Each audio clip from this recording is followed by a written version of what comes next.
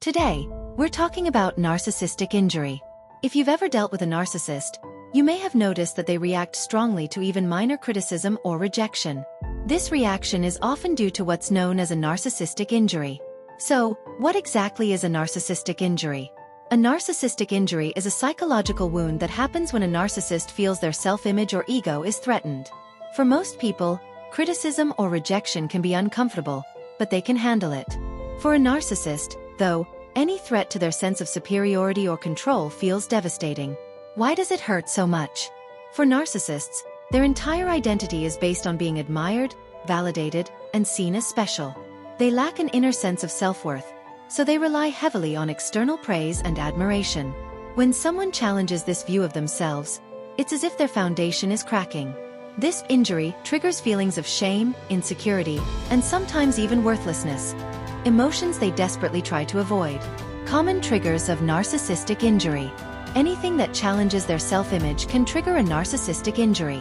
This could be criticism, rejection, someone ignoring them, or even just someone else getting attention that they feel should be theirs. It doesn't take much to set them off because they're constantly on guard, trying to protect their fragile ego. How do narcissists react to a narcissistic injury? When they feel injured, narcissists often respond with something called narcissistic rage.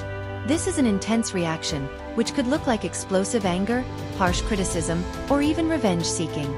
They might also become extremely defensive or try to make the person who hurt them feel guilty. It's all part of their need to regain control and protect their ego. The impact of narcissistic injury on relationships. This reaction can make relationships with narcissists incredibly challenging. If you say something they don't like, they may go to extreme lengths to defend their self-image, often putting their needs above the feelings or well-being of others. They may gaslight you, use guilt, or try to paint themselves as the victim. This cycle of injury and reaction makes it hard to have healthy, balanced interactions.